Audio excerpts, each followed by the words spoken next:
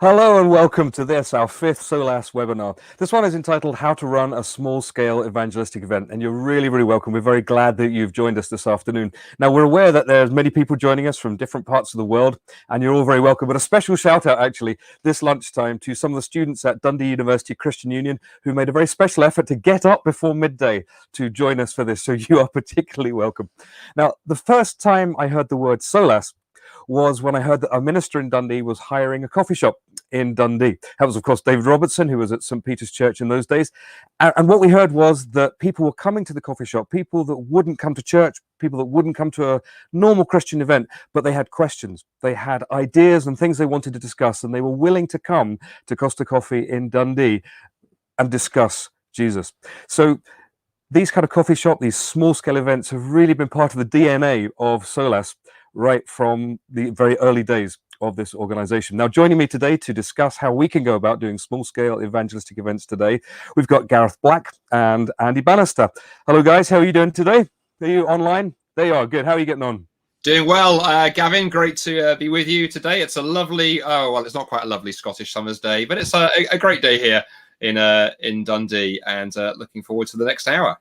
And welcome, Gareth. How are you there? Doing well, thanks, Gavin. Hello from Belfast. Great to be with you guys this afternoon. The sun has just appeared, so I don't know if that's an omen for the light that we're going to get throughout the course of the next hour, but looking forward to being with you. Did you guys see the very last question that popped into Pigeonhole on our last webinar? Just as we were closing, somebody wrote, Andy and Gareth, worth listening to, not much to look at, but worth listening to. I don't know if you saw that. So whoever wrote that comment, thank you very much. You were right on at least one of those things. I think that was my wife wrote that, probably. You think that was her? Excellent. That's marvelous.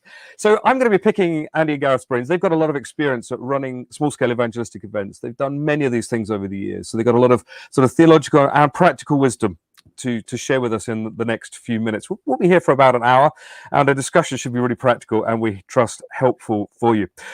As I say, I'll be picking their brains first of all, but we'd love to have your questions as well. And as ever, the way to join in the discussion is to fire your questions into the website at pigeonhole.at. So if you open your web browser and put in pigeonhole.at, and if you put the code in Solas webinar singular, you put that code in, that will bring you through to the Q&A. And then if you want to put any questions in there, I will fire them to Andy and Gareth. And of course, when you get there, you find that the question you were going to ask is already there, then vote for it, and that will move to the top of my screen, and it will be much more likely to be asked. So I will remind you of that code and that link as we go forward. But if questions do occur, there will be a chance for you to fire them in. And your questions could be really theological about how we relate the gospel to people today, or it could be practical. How do you set up the room? Anything on small-scale evangelism, we are happy to discuss. Right, we are only here for an hour, so let's get right into it. We don't waste any time. Andy, can I start with you? As we start to move towards unlocking after this lockdown period, it looks as if the only kind of meetings the churches are going to be allowed to do are going to be quite small-scale one. And Solas has been doing these for a while. Could you tell us about how that came about and how it works? Yeah, thanks for that, Gavin. And as you say, Solas actually, since its inception about 10 years or so ago, landed on the idea of what its founder, David Robertson, I think used to call cafe evangelism. And what's interesting, actually, it's funny the way things work. I, at the time, was in Canada, heading up the Canadian office of Ravi Zacharias International Ministries, RZIM, and we'd landed on the same format and discovered that, events in cafes or pubs, or on one occasion, actually, I worked with a church who'd used the local vineyard because they were in the wine growing area of Canada, and they discovered that that was a great space to do these kind of events in. And so what we figured out in those different kind of settings on both sides of the Atlantic was that actually sometimes getting non-Christians into church can be a challenge. And I often say to Christians, to get a sense of how nerve-wracking it can be, perhaps, for a non-Christian to go to church, just go to visit your local mosque. Go on a mosque visit. Ring the local mosque up if there is one and ask if you can come visit. They'll be very happy to invite you. And trust me, it'll feel very strange as you sort of sit there. You feel awkward. You don't know, what you should do or you shouldn't do, and all kinds of discomfort. And that can be how non-Christians feel in church. But our non-Christian friends do feel comfortable in Starbucks or Costa Coffee or the local pub or any of those kind of settings. And so the great thing about those smaller scale events is they take the gospel into places where people are already used to going. And I also say as well, for Christians for whom it can be quite nerve-wracking, say when the pastor stands up and says, hey, invite your friends to church next Sunday, we're doing an evangelistic service. Many Christians are like, oh, I'm not sure about that. But it's very easy to say to your friend, your neighbor, your colleague, hey, why don't you come to the pub on Friday night, or why don't you come to Starbucks on Saturday lunchtime? We've got coffee and cake. That's on us, and we've got this speaker. He's coming. He's addressing this really interesting topic, and it makes it a really easy ask. So they're low key. They go where people are, easy to invite friends to. And Gavin, as you identified, in the climate we're currently in, where we're coming out of lockdown and heading towards a time when smaller events will be possible, I think these kind of events are absolutely perfect. And so it's a great kind of timing. So I'm looking forward to, over the next hour or so, sharing our experience, Gareth's experience, your experience with people listening. So hopefully other people can go and try these events too. Wonderful. Okay, Gareth, can I bring you in now and then ask you, can you give us an example then of a church or a group that you've seen run a small scale event, and what happened? How did it go? What was going on there? Sure. Well, I think the first thing to say, Gavin, is that what kind of event this could be is limited only by our imagination and our creativity. So this could be a sports quiz. It could be a university lunch bar. It could be a business lunch. I've done these sorts of things in Goldman Sachs offices. It could be an arts night or a spoken word and poetry night. One that's been particularly encouraging for me was when I was part of the Oxford Centre for Christian Apologetics. We used to go and do parish missions where we worked with a group of churches in a particular vicinity for 4 to 5 days.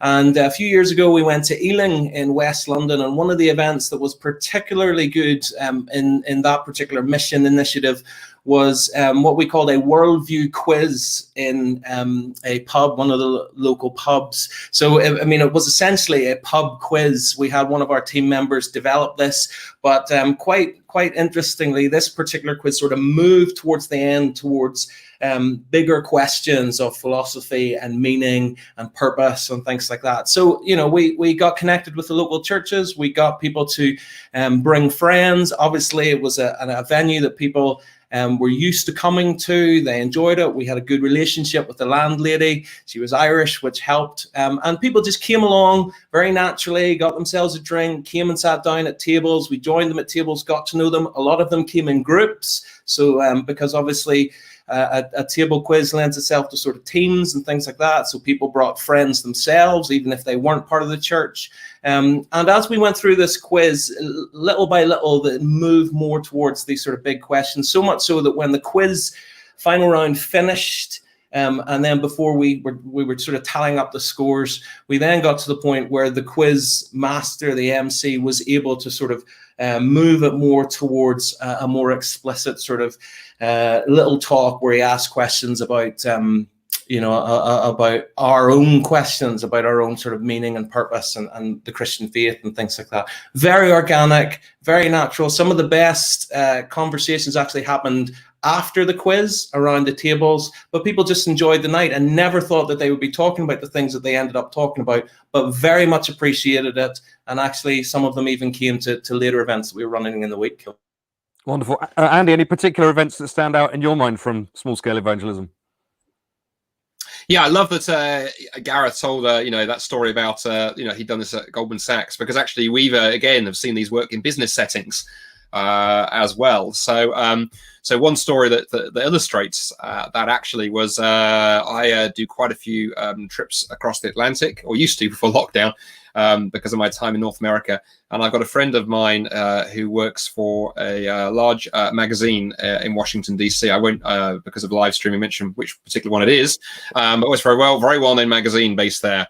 And he, several years ago, hit upon the idea of putting on a lunchtime event about once a month, once every couple of months, and sandwich lunch, invites colleagues, and he's free to invite all of his colleagues, and the business doesn't mind people advertising seminars and things, brings a Christian speaker in, and picks an engaging topic, and we do about 20 minutes on the topic, and then have Q&A. And I've spoken there 3 times now, and I was there just before Christmas, actually, when I was over in the States for some other events, and he had me come and speak on the question of the pursuit of happiness. and exploring the idea that, particularly in a business setting, we can try and find our identity and our happiness in work and performance and doing well, either just doing well, in terms of climbing the ladder or financially, but then really showing how if you try and make that ultimate, it doesn't answer life's deepest questions. And it was then just wonderful to see how many people that were there without any kind of faith, very open, lots of people seeking. And that question opened up lots of discussion as I tried to show that really how Jesus is the best answer to our search for meaning and happiness and security. And so that's a really good example of how you can take an event like with one of these smaller events and do it in a lunch setting. I think we had about 35 people there, but almost half of those would not have had any Christian faith because Christians were inviting friends. So whether it's in a coffee shop setting or a pub setting or at work, it's a really, really interesting format to play with. Very good. Gareth, when I was sort of younger, when people talked about evangelism, what they would imagine was a stadium and a famous evangelist, and the emphasis was on sort of scale. Whereas nowadays, very often evangelism takes place in quite small settings.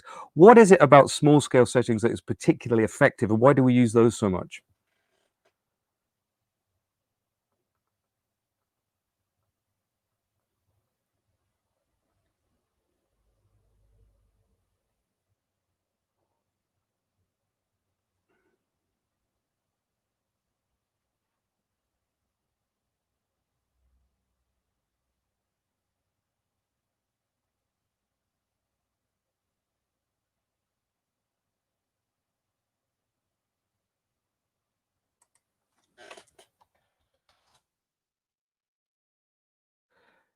Gareth, I think you're muted. Could you unmute that? We've lost sound there. Can you try clicking something there?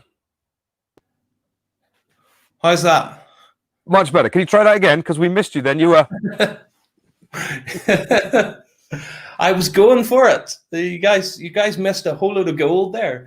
Let me go back and just mention a few things that I think are helpful for why these events are so effective. The first reason is because I think we sometimes underestimate just how psychologically daunting it can be for somebody who's not used to going to church to go to church. There are all kinds of dynamics there. They don't know sort of who's going to be there, what those people are going to be like, what they're going to be asked to do. And so naturally, people are more guarded in contexts where they're not familiar, and certainly where they feel they might be asked about sort of deep things, such as deep and personal things, such as belief.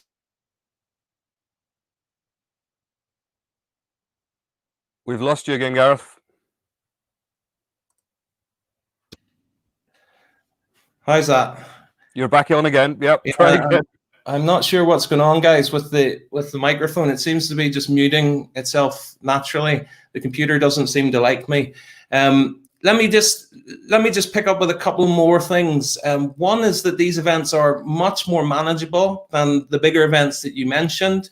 They often don't need, a massive team. A few people can organize them. A lot of the catering is already taken care of with the coffee shop or the pub itself, and they'll appreciate the business. And I think one more reason is just these smaller events tend to be more intimate.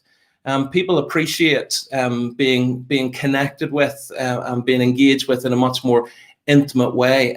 Coffee shops and things like that, they're built for socialization. They're built for engaging with questions and talking about things that matter to us. And so it's not a massive gear shift in terms of context, even if the content itself is a little bit different. Excellent. And I wonder if we can then help people here with sort of choice of a venue. If a church leader or someone wants to go outside the walls of the church and take the gospel to people, and they think people will come to a neutral venue where it's less intimidating, could you just talk us through some things that they might want to know then? What kind of venue works? How do you approach the venue? Are cafe owners up for this? Or if you walk in and say, can I speak to the manager, please, you're going to get thrown out of the door. Do you need to provide a meal? And what kind of costs are involved? So could you talk us through some of the practicalities of finding a good venue and how you go about sort of booking that? Wow, lots of questions there. And I'll try and... Just talk us through the practicalities of that. Yeah. So in terms of finding the right venue, a great place to start, actually, I would say, is ask your congregation. If you're a minister or a pastor or a Christian leader thinking of organizing one, because you're the people in the congregation, you want to invite their friends, they will probably have a good idea of the kind of places their friends hang out.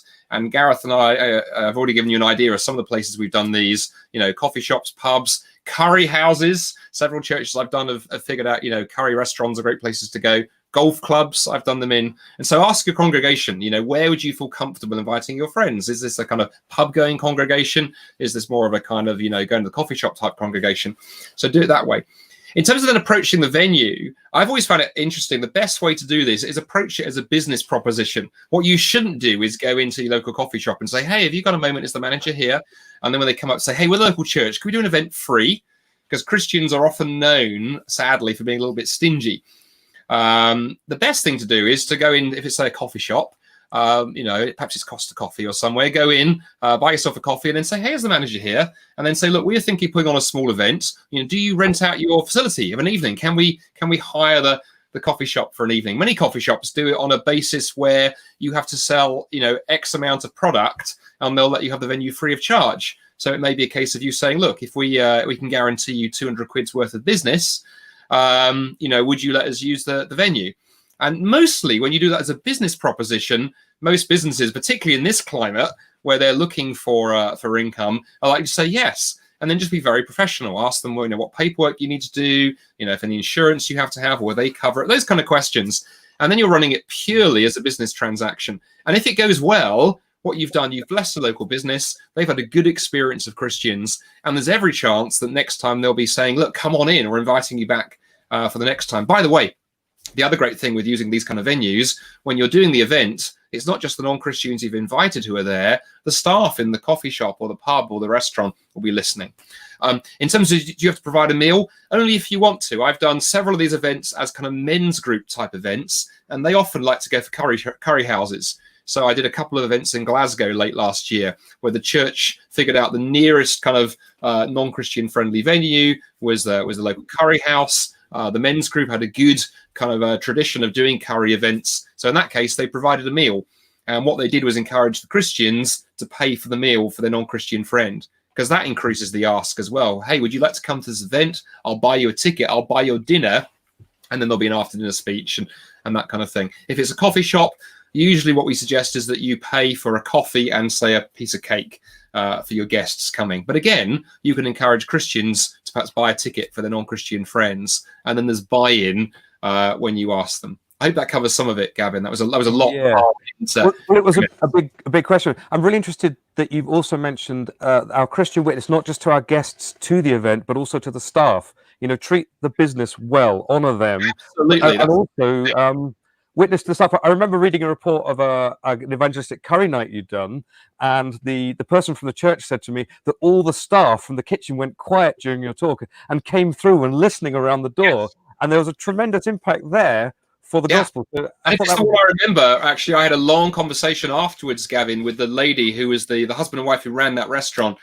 She and I had about 5 or 10 minute chat afterwards, because had been a churchgoer, drifted away from faith. And then she said, I found the evening really interesting. And so, that's another audience. Excellent. Very good. So, Gareth, let's think through some of the other practicalities of running an event like this. What sort of things would somebody need to have in place to practically put on a small-scale evangelistic event? Well, I think publicity is a big thing. Obviously, you want people to come, and we have a lot of ways of doing that. Via social media. If you're working with a church, obviously make the most use of any publicity teams or initiatives that they have. The personal invite, I think, is by far the most effective. So we need to think about who do we ideally want to see at this event. I often think the best way to organize these things is to reverse engineer it. So get a picture of who you want to be there, what you want to happen, and then work back from there. But people often respond to a personal invite much more than just a sort of cold leaflet or something that pops up among the million of other invites that pop up on Facebook. I think another thing with the event is, particularly if we're not used to doing these things, we can just get a little bit too enthusiastic and keep going and going and going and sort of flog the night to death because we've got people who are not Christians in the room. And I would say just leave people wanting more. So don't feel that you have to go all night. Don't feel that you have to extend the Q&A to answer every question. And the other thing that I think is very important to think about in this is have a tangible means of following up. If you don't have a means of people following up from the event beforehand, then it's very unlikely that you'll do it effectively afterwards. So have a plan for follow-up in place, tell people about it on the night, and then do that. And especially if you've built up personal relationships, then don't just leave it to the sort of organized follow-up event. Be following up with people after the night and in the days and weeks that follow. And finally, prayer is the key. All of this has to be saturated with prayer. We can be as strategic and as clever as we want, but we really need the Lord's help with all of this, and He will help us. Mm-hmm. Excellent. Andy, earlier on you mentioned Q&A. The words Q&A have come up repeatedly. So I think what you'd normally do in an evangelistic event was you'd give an after dinner talk, or you'd give some kind of introduction, and then you'd open the floor to questions. What advice would you give to someone doing Q&A, maybe for the first time? I mean, you've been doing Q&A for years in universities and all sorts of places, and you love doing it. But I know for some people, that's the bit they dread, because when you're doing a talk, you have control. But when you open the floor, you kind of lose a bit of the control of the event and the atmosphere. Can anyone do Q&A? Does it require a specialist apologist? What would you say to someone that was maybe slightly nervous, but knowing that that's going to be a helpful thing to do? What would you say to them? Yeah, thank you for that, Gavin. And absolutely, Q&A the first time can be nervous. I can remember my first few times doing Q&A and being absolutely terrified. And even to this day, my heart still beats a little bit faster because, as you say, control has gone. But I think that's the power. I think, people in the age that we live in are very skeptical of being controlled and managed and things presented. And the fact that you're willing to do Q&A, that in itself is quite powerful. I've had people say, really, I could ask any question. And I'm always clear to go, yes, any question. You can have the most hostile question if you want, as long as you can pitch it in a way that's relatively polite. We'll handle it. So it can be a bit nerve-wracking. So I'd say a couple of things. Firstly, particularly because it's likely to be a pastor or a leader doing the Q&A, probably, you can run up and get some practice to this. If you're a pastor or a leader who preaches or leads a house group, start throwing some Q&A times into your sermons or your house groups. Finish your Sunday sermon and say, hey, we're going to end with 5 minutes of Q&A. I'm willing to take 3 questions.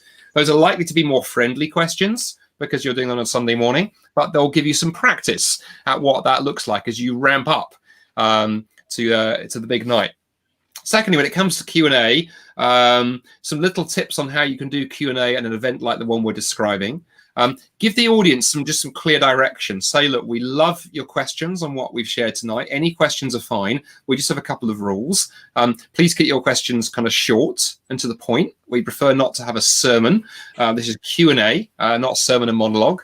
And so if you could bring it to a question, that's helpful. So give the audience some guidance. It can also be helpful if there are Christians present to say, we really want questions from our friends who are guests this evening. If you've got a theological question about Sunday morning sermon, talk to me afterwards. So again, just give the audience a bit of direction. And then when it comes to actually answering the question, try and keep it brief as best you can.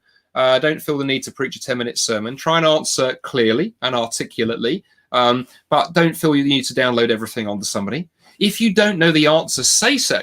You don't score points for bluffing. If someone asks a question, say, that's a brilliant question. And I confess, I don't fully have an answer for you. If you come and talk to me afterwards, we can chat this through, and then I can go and find the answer for you. So just be very real. And then a couple of other sort of tips as I wind this answer up, Gavin. Don't avoid jargon. This is one of the problems we have as Christians. We talk to our non-Christian friends. We pepper our answer with theological jargon. Try and avoid that. Try and just answer in down-to-earth terms. Point to Jesus. Land your answer on Jesus. Don't land your answer on some highfalutin point of philosophy. Try and show the person how the question they've asked, when it's answered, naturally points to Jesus. And then if you can, follow up with something to go further. Gareth talked about going further. Say to somebody, look, this is a topic we talk about in Alpha that's starting next week. Why don't you come? Or there's a great book I know on this. Come talk to me afterwards. We'll make sure we get you a copy. Try and plug the person into something whereby they can go deeper. That's just scratching the surface, a much bigger thing. But practice, Gavin. The reason I'm relaxed at Q&A, I've been doing it for 10 years. So if the idea, as you're watching this, fills you with terror, get out there and do it. It does get easier every time. And as Gareth said, pray, pray, pray. And then staying with you, Andy. So obviously Solas is an organization that do this kind of stuff regularly. How can Solas maybe help a church launching into this kind of stuff for the first time? What does Solas offer that a CU or a local congregation can use to move forward in this area? Well, I think we can offer a number of things, Gavin. I'll walk folks through them relatively briefly. Firstly, Solas speakers, myself, and also Gareth, and we have a growing collection of associates around the country. We may be able to help you by providing a speaker. So if you're thinking, I'd love to do this kind of event, but who would come? Who would do the talk? I'm not capable of doing it. Maybe you're thinking, well, do reach out to us. We do loads of these events, and we would love to come to where you are is the first thing. Secondly, if that's not possible, perhaps we're too far away, or that doesn't work for that kind of reason, and some of what we said on this webinar whets your appetite, ring us up, reach out to us. We're happy to have a phone call. We're happy to coach you, give you further advice, because we'd love to see more churches do this kind of type of event. And if Gareth or I or Gavin can help you with that, reach out to us. We're relatively friendly, especially after we've had our coffee on a Monday morning, and we'd be a delight just to help you. And one thing we can help with is finding speakers. Actually, if it turns out we can't come, we know lots of folks who are good at this kind of event, and we can say, hey, maybe you want this person or that person, and we can facilitate the introduction. Thirdly, we have our short answers videos that you can find on the Solas website, 3 to 4 minute videos answering tough questions. Those are great for learning how to deal with Q&A, connecting to the earlier question, but they're also great for promoting your event. And feel free to use them. Even if we're not coming and speaking at your event, please feel free, use one of those videos, put it on social media, play it, and say, this is the kind of thing we'll be covering at our coffee shop event on Friday. That can be helpful. And then lastly, the other thing that I think that we have, Gavin, that's helpful, if people go to the website, again, we've written up reports on some of these types of events. That's one of the things that Gavin does for us. And so go to the website and do a little bit of searching through our blog, and that may give you some ideas as you read about what other churches have done. So read what others have done, draw on our help, use the short answers videos, invite a Solas speaker to come. Those are 4 ways we can help you with an event like this. That's wonderful. And I wonder if you could add to that, what's the best way that people could contact Solas? The best way, I would say, to contact us is to email us. So if you email myself, that's Andy at solas-cpc.org, or the general info at solas-cpc.org, or go to the website and there's a contact us button, and we will make sure. There we go. Thank you. Our wonderful behind the scenes. Go to the contact us connect button on the Solas website there. You can send us a message and that will come into the office. So either email us directly or use that form, and it will route your message to the right person, and somebody will get back to you and help you. Brilliant. Thank you for that. Now, thank you for those people that have started to send questions in to Pigeonhole. The first questions are arriving in, and we'll come to those in just a minute. If you would like to put a question to Andy and Gareth, go across to pigeonhole.at, and if you type the code in Solas webinar, that will open up the place where you can put a question in, and then we'll work through some of your questions as we come to them. Thank you for those that are submitting and voting for questions. There's a few more minutes that you can do that before I bring some of your questions to these two guys. But Gareth, you mentioned earlier on follow-up. Now, I wonder if we could go a little bit further to that, because that seems like a really important link. I mean, picture the scenario. Someone has come to one of these events and their whole perception of Christianity has changed. They came in with a whole load of preconceptions, and one of you two's done a talk, and they've realized that the gospel of Jesus isn't maybe a legalistic framework of good works, and they've suddenly encountered something they weren't expecting, and they're hungry for more. What are the best ways that a church or a CU group or someone can follow up with them? What kind of resources do we need to have ready? How do we go about that? Because it would be a real shame to drop the ball at that point. What does follow-up look like? Absolutely. I mean, I think sometimes we don't think about follow-up well enough, Gavin, because we have poor expectations of what actually the Lord will do, and of how engaged people will be with this sort of stuff. People are interested in talking about it. So I think we do need to see these events as a primer, a good primer for maybe a course like Alpha or Christianity Explored or some other equivalent that maybe your church has put on. I think also make, as we've done with Solas, make contact details available and clear and accessible to people. It could be that you offer people to do a Discover, which is basically a small set of Bible readings that UCCF have produced that take you through a particular gospel, and a lot of that is used for follow-ups in university lunch bars and things like that, where people have been intrigued, and then you spend the next few weeks in Costa just going through some of the biographies of Jesus and taking it a little bit further. And also, as I said before, the best follow-up is personal. I think we need to not just see that the evangelism is only what happens on the night, and it's only what the itinerant speaker who maybe comes along and does the talk does. The evangelism is the whole thing. And often I say to people that you're the primary evangelist in a small event like this. The talk or the video or the quiz, whatever it is really only just to get things started. And some of the best evangelism actually happens round the table. So if you've invited someone and they've come along, see yourself as invested in that person, not just for that night, but going further, following up in conversations personally. If you can introduce them to a pastor, I think that can be very helpful as well. And again, it just breaks down those unfamiliarities that are often barriers towards people engaging with Christian things and with local churches as well. So there's a few ideas. Wonderful. That's really helpful. And I should say that these webinars are recorded. So if that went past very, very quickly and there's stuff there that you want to make a note of, you can watch them again. They'll reappear on our social media channels, which you can find from our website. So if some of this stuff that Andy and Gareth are saying, you think, that's the bit I needed to know, don't worry. You don't need to kind of run and find a pen. You can watch it back and catch up with all these details. Let's bring this kind of part of the webinar to conclusion. One then goes, if you could tell us maybe a couple of stories of ways you've seen this work, the influence it's had on people. Andy, why don't you start us off with a particular, maybe an event that you look back on and think that was a great small group evangelistic event that we did. Where does your memories go back to there?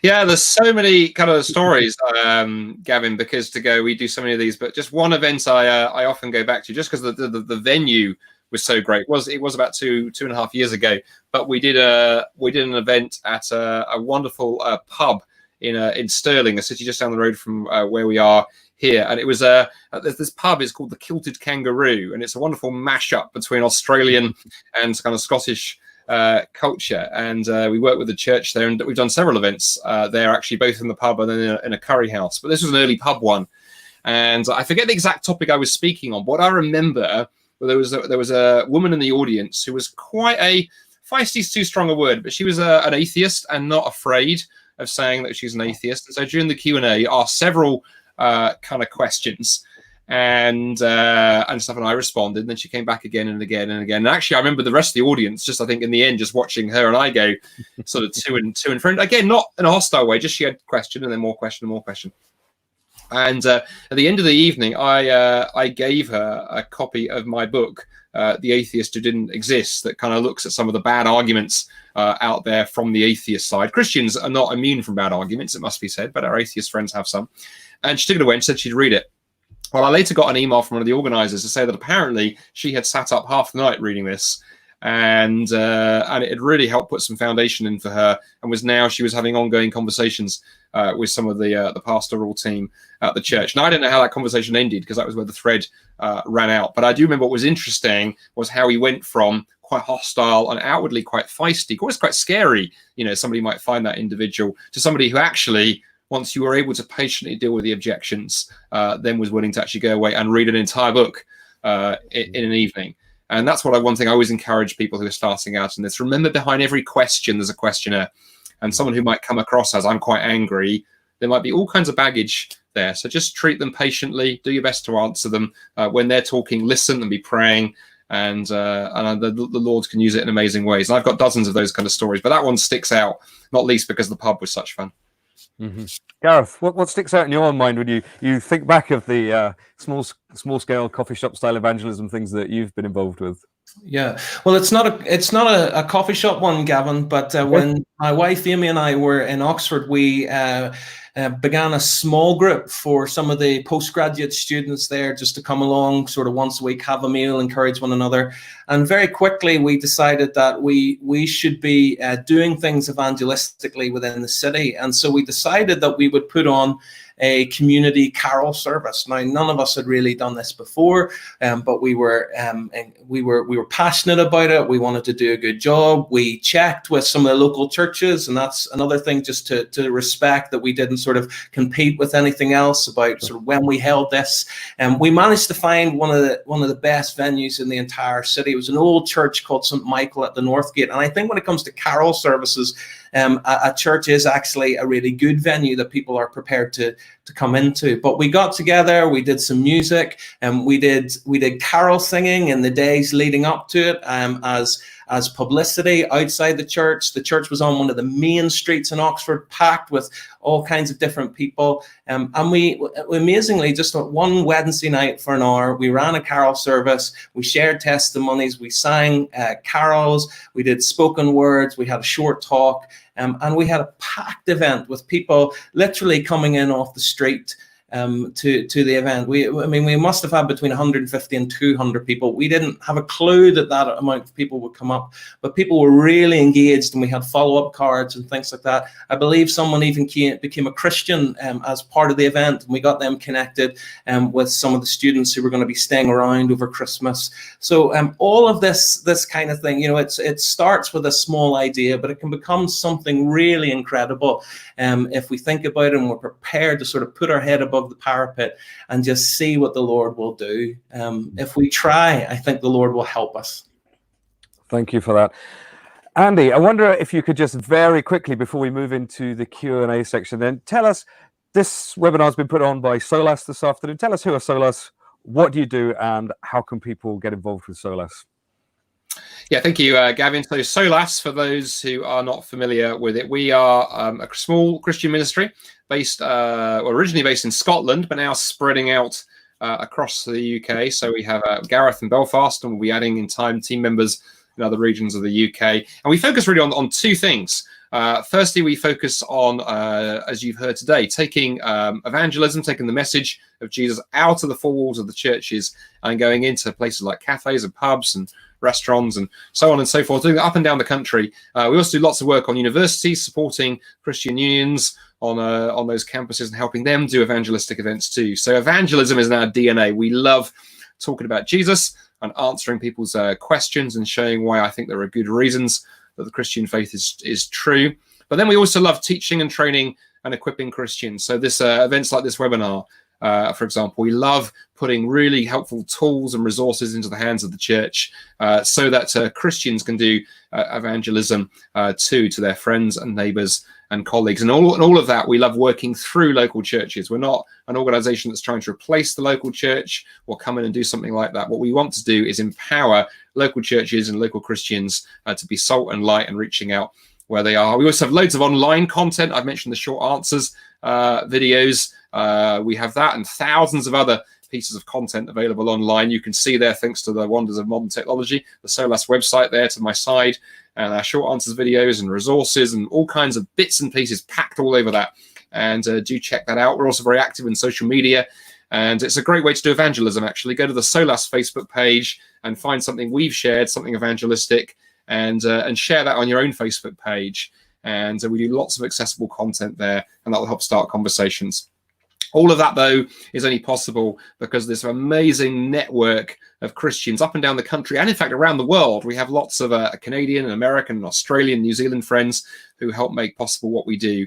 And we just ask two things, really. If what you found today is helpful, if you've used Solas content in the past and it's helpful, I would just really encourage you to do two things. Firstly, pray for us. That makes a massive difference. That we know that we're being prayed for and upheld as we do this kind of work. It's often lonely and difficult, and going to places where other people don't go, and we're away from our families a lot, and so prayer makes a big difference. Do please pray for us. And if you sign up for the Solas email newsletter, if you haven't done that already, on the Solas website, we'll send you a monthly bulletin packed full of resources. You get a free ebook that goes into more detail about what we've shared today when you do that. And also we'll send you some prayer points. But then the other thing you can do is you can support Solas financially. For those of you who are watching who do that already, I know there's many of you who may be doing that. A massive thank you from me and the team.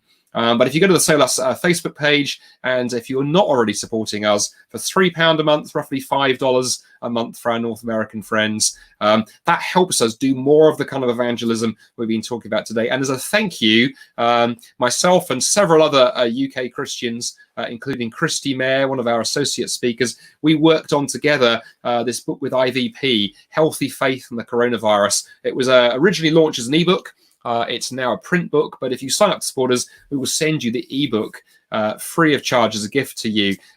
It's a wonderful book, actually, a fun sort of story for you. They've just released this in paperback about 2 weeks ago, and it was so popular, it sold out in the first week, and they've had to do a reprint. But we've got some ebook ones to give away to people who become Solas supporters. So information there on the screen, and that would make a big difference to us and enable us to do more of this kind of evangelism. Thank you. Out of the screen. I'm back on. Excellent. You are back now, on again. Let's go to some of these questions. Pigeonhole lit up while you were speaking, Andy. Loads of questions, loads of votes coming in. So brilliant. Thank you to everybody that's sent their questions in. So let's have a look at these. First question, I'm just going to tell you, lots of people are asking what software we're using today, and it's called StreamYard. So that's a very popular question at the top of the list. Let's get the one out of the way. Okay. First question then, and the real stuff that we're here to talk about. Andy, let's come to you first. Yeah. What good ways have you found for dealing with angry people, or people whose questions make you actually wonder if they're not mentally well? You know, people who are really, really difficult. Yeah. Well, what I prefer to do in that situation is I just give them Gareth's mobile phone number and I'll ring him and he'll answer the question. No, very seriously. Yeah. What do you do with very angry people? I mean, there's two sides to that question. You mentioned the perhaps even mentally disturbed. That's a whole other issue, because if you've got somebody that you begin to suspect there's an issue here, you want to be careful in the way that you handle them, and handle them gently and graciously. What I recommend there actually is making sure that you have perhaps a team of people working with the event. And if you're the speaker doing this and that happens, the best thing is if somebody else from the church can come up to that person and sort of take them to one side and say, hey, you've obviously got you're concerned about this. Can I talk with you one-to-one? And that way you can treat them with respect and dignity, but you don't allow them to take over the whole of the event. If it's a person who there's not that kind of issue, but they're just rude and belligerent, I'd say a couple of things here. If they don't have a genuine question, if they're just ranting, I think you can, or ideally, if you have an MC you're running the event and it's not just you, the speaker, the MC can certainly say to the person, and as Brits particularly, we're not very good at being forward, but be forward. You can say, look, obviously I appreciate your passion. We need a question, because there are other people waiting to ask. So if you don't have a question, I am going to have to ask you to sit down. That can feel quite sort of bold the first time you say it, but it's not just so much about you, it's about there's 40 other people in the room who want to hear questions, letting one person take it over. So force them to come to a question can be very, very helpful. If they have asked a question in an angry way, then maybe in the way that you respond, don't respond with anger, but reflect on that anger. Because it could be that person's been hurt by Christians or the church. And so if someone's asked a perfectly good question, but really shot it out, I can sometimes find it helpful to say, look, I really appreciate you've asked that question. The way you've asked it tells me you're really concerned about it. And I'm sorry if the way that a Christian or the church has dealt with you in the past has not been a good example of Christians. I would be angry if I was you, but let me try and answer your question. So that recognizes the anger, it defuses it. And again, make a point of seeking them out afterwards. Go up to that person afterwards. Again, that can be scary because we tend to run away. Go up to them and say, look, I appreciate that you asked that question. Obviously there was something deeper there. Why did you ask it? Were you willing to tell me and find out what's going on? Remember the mantra: behind every question, there's a questioner. And that's the person we're trying to reach. That's really helpful. Thank you for that. Now, there's a really helpful question next in that's been voted in the top from David. And I'm going to ask both of you this one, actually, to see if there's any difference between your answers. David's asked, what are the top 5 talks that you found most effective in our current socio-cultural climate? So, Gareth, do you want to start us off with that? What are your go-to talks for coffee shop style, small-scale evangelism, after dinner talk? Where are you going to go to make links between where people are today and the gospel? Yeah. In some ways, that's a difficult question to answer because it's relative to the context itself. So, you know, the current socio-cultural climate could be different depending on where we are, even within the UK. And the best talks and the most effective answers are the talks that address those questions that people have in that specific context. Now, you don't always get the luxury of finding that out, but I think a couple that are particularly helpful for me. Obviously, suffering and how a good God can allow suffering is a very effective one because it connects with everyone. This is everybody's question. All of us in various ways and at various points in our lives have to encounter this, and often it's not encountered through, you know, a philosophical textbook, but through deep personal experience. So in that sense, you're always going to connect with people when you handle this subject. For me personally, in Northern Ireland as well, given you know some of our political and sectarian history, a lot of people think they know what Christianity is and often have rejected it on what is actually a caricature. And so I often find exploring topics like wouldn't the world be a better place without Christianity, or maybe something to do with, you know, isn't Christianity the problem in the world, or doesn't religion poison everything? Something like that sort of addresses some of these issues of failures in the church and morality in general and where our basis from that comes from, but also then sort of clearing away some of the haze so that people can get to what the Christian message truly is, in distinction from how it might have been badly represented in their experience. That's wonderful. Andy, do you want to have a go? What are your go-to subjects for these kind of events? Well, before I answer that, I'm also going to be cheeky like Gareth, but a bit of framework around it. To go, first thing what you say is that actually I've noticed a change over the last few years, that, you know, it's gone from it being the more sort of traditional, you know, what's the evidence that God exists because science buried God, those kind of more traditional topics that Christians reach for. And now we're seeing a lot more, I guess, for want of a better word, existential kind of questions of the heart. In fact, Christy Mayer, who I mentioned earlier, who's one of our associate speakers and worked with us on Healthy Faith, she did a big mission at Cambridge University and Oxford University last year, and she actually blogged about this. She listed all the questions that came up in the Q&A, and most of them were things like, you know, can God still love me if I'm self-harming? You know, what about suicide? Questions around gender identity and who am I, and those kind of questions. So it was amazing how many of those questions were about identity and suffering and those kind of things. So I'm finding right now, Gavin, that the questions that I'm getting the most traction with for the last couple of years have been things like the pursuit of happiness. I mentioned that earlier. I've done that talk a lot. I've done a talk. There's a talk I'm often asked to do on can life have meaning without God?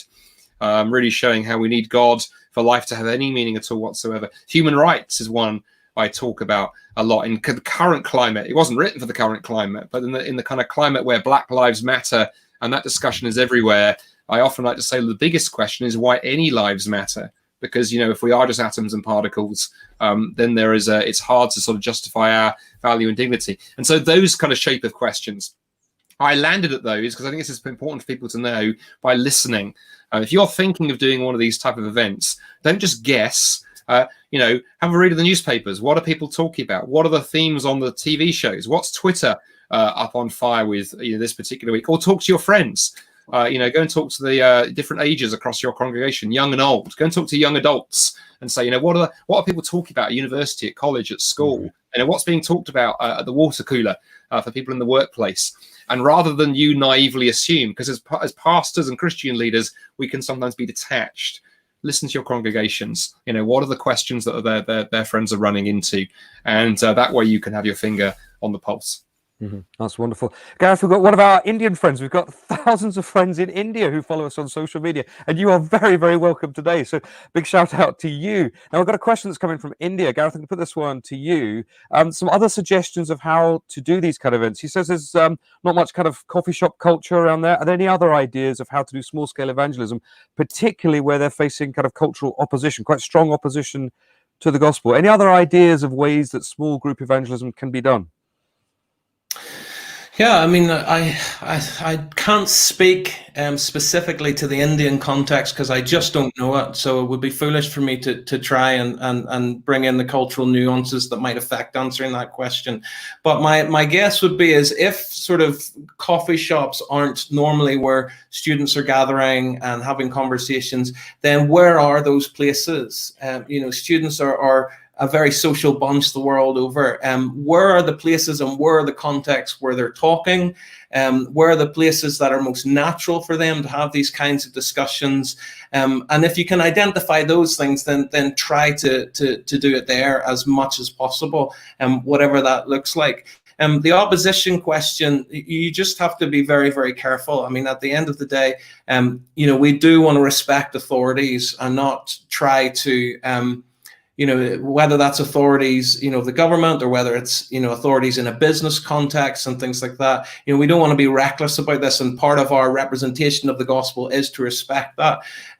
But I think, when it comes to issues like real sort of almost physical opposition and persecution like that, talk to the leaders who are on the ground, I think, more than would be better than for me to speculate. What do they know about what would work, what wouldn't work, where are the wise places to do these sorts of things?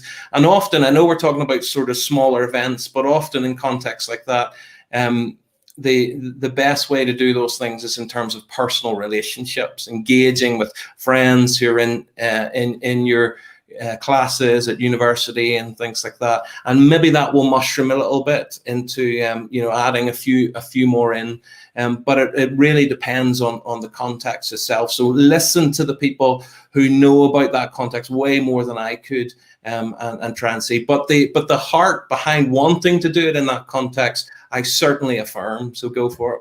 That's wonderful. Andy, our second question from India is for you, and that is, you mentioned earlier on about Solas coming and providing a speaker to a town here or a town there.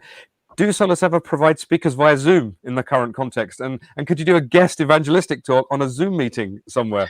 Yeah, let me answer that, and then I also want to chip in something on that question that just went to Gareth, having done some events in those kind of settings across the years. The simple answer is yes, absolutely. I'm glad someone raised that, because one of the advantages of lockdown right now is we are freer to do those kind of things.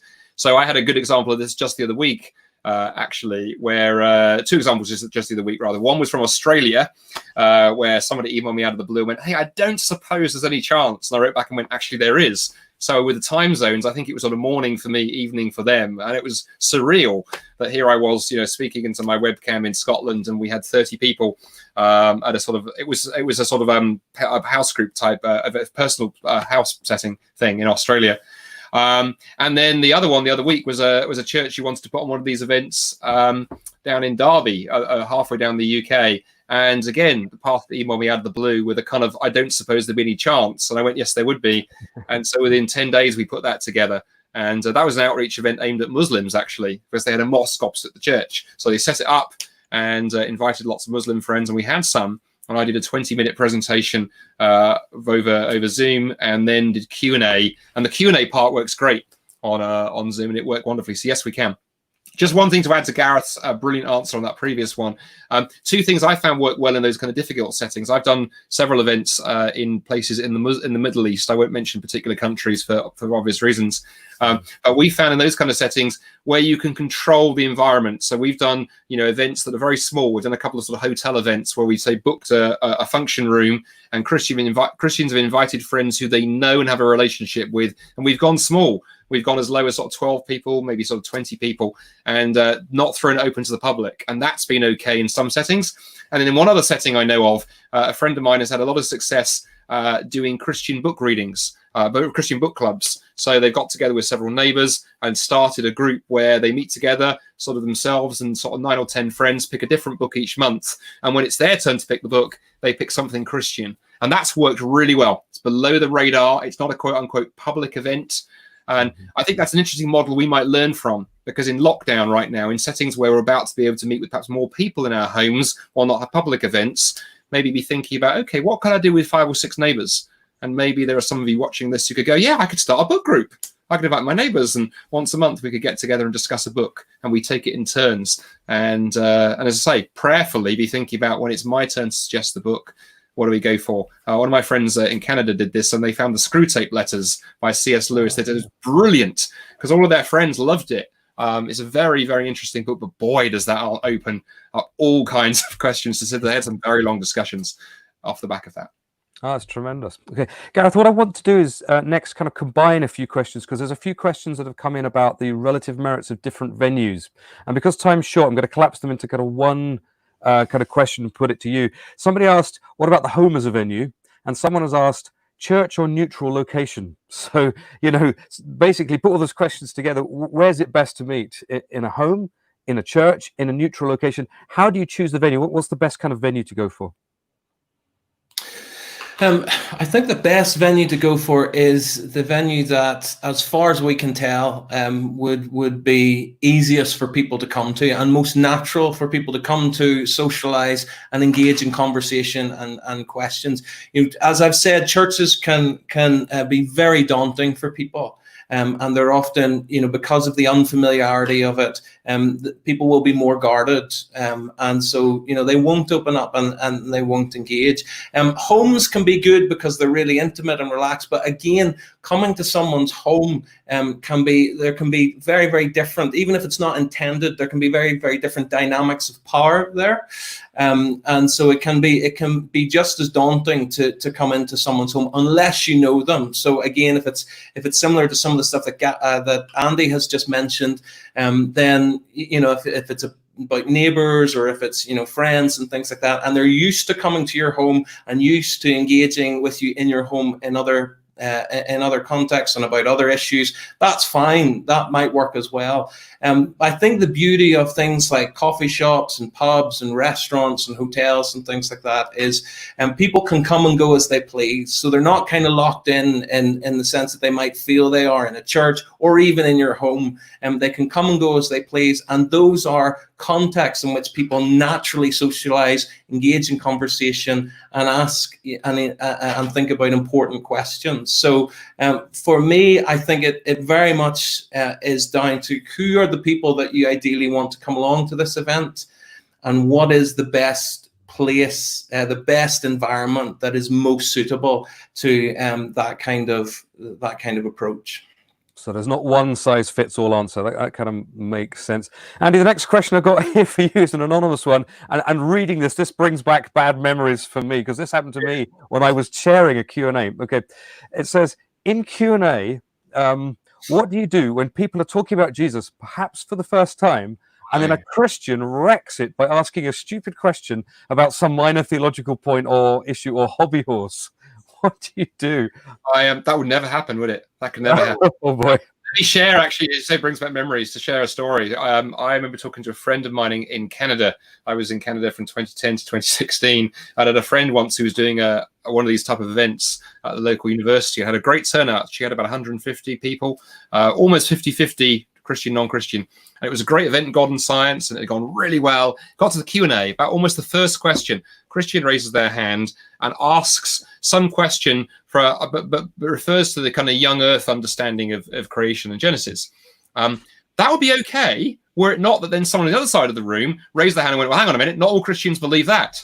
And then she said, literally, the Christians divided into camps over that theological issue and started arguing while, non-Christians were looking around going, what on earth is going on? And she said it just absolutely broke her heart to see Christians on that occasion wreck an event that could have been really powerful for the gospel. So what do we do if it happens? Well, it has happened to me, not that drastically. So here are some tips I would share with whoever asked that question, Gavin. First thing is just be polite, because even with a brother or sister in Christ who's asking the right question in the wrong place, we still love them. If you can, it's quite helpful to say, my friend, that's a great question, but that's a kind of sort of in-house question. We're here tonight for questions from people who are not consider themselves followers of Jesus. We want a sort of outsider question. So, why don't you come up to me afterwards and I'll happily share some thoughts. Or if it's very theological, you could say, why don't you ask your pastor at church? That's a great place to take that question, because then you're affirming a local church as well and sending that person back to their local church for teaching. The other way I've then found dealing with it, Gavin, sometimes is if there's an evangelistic way you can spin the question, take the question and turn it that way. So say, you know what, you've asked that question obviously as someone who's a follower of Jesus, but I sometimes get that question in a more hostile form, and it looks like this, and then turn the question into a kind of way that somebody who's not a Christian might ask it. And then you've used it, you've answered their question, but the non-Christians listening have gone, oh, okay, no, that's helpful. That makes more sense. So talk to them afterwards, send them to their pastor, or can you sort of salvage the question? But the last thought, very quickly, you can head some of that off at the pass if when you set the Q&A up as part of the guidance, you say, look, tonight we really are interested in outsider questions. So if you're a guest here this evening, if you're a seeker or a skeptic, we value your question. If you're a Christian, you've got a question that a friend who's not a Christian has asked you, or we'd love that. But if you've got a question about the Hebrew, text behind Genesis 3 verse 4 or something, please talk to your pastor. They would love to have that question. Yeah.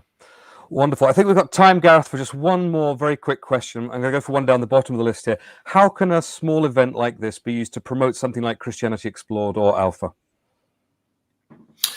Well, I think towards the end of the night, you can, the Alpha and I think Christianity Explored run little promotional videos. So if you want to use one of those, often what we do at university lunch bars is that the students have created a video advertising the Discover event that will be happening in the weeks after. So the best way to advertise these things, whatever one you choose, and it's completely up to you what one you do choose, is just make sure that it's clear, that it's engaging, and that people know exactly when and where and how they can be followed up. So I mean, it really just depends. If you're going to do more of an event-based follow-up like an Alpha or Christianity Explored, maybe you have a team already in place in your church, and you can have some of those teams there so they can connect with people who might be interested. Or even sometimes we give out little cards. With a group I used to work with, and we used to give out cards that gave people options. And I think giving people options in terms of how to follow up, and whether that's in terms of written feedback or whether that's tick a box that says tell me more, then the people will respond in different ways. But I think if we give them a flavor of options, then they'll find something, and we can do it that way for them. And then make sure that you do follow up as quickly and as effectively as possible. You'd be surprised at how many times people are invited to follow up and then they're not contacted for weeks, in which case, the whole opportunity is nearly gone. So be prompt. Excellent. Our time has gone. That went past in a flash, but thank you so much, Andy, for all your contributions. Thank you, Gareth, too. And thank you for everybody that's joined us, whether you're watching later on or you're watching live. Thank you to those people who have fired questions in through Pigeonhole. Again, we haven't got through them all. We've got through most of them. So thank you to everybody that's been involved. Please do be in touch with us. We've talked about the ways that Solas can work with local churches. If you go to solas-cpc.org, all the information is on there. If you want to sign up for our newsletter and get the free ebook, do that. If you can support us financially, please do so. That would be a huge encouragement to us as well. Isn't it a privilege, though, that we are involved in sharing the gospel of Jesus, taking that precious thing that's changed our lives and given us eternal hope and something to live for today, and taking it outside the walls of the church and sharing it with people that we love? It's a wonderful thing to be involved with. So thank you for joining us today. Thank you, Gareth. Thank you, Andy. Thanks for joining us. Goodbye. Goodbye, everybody.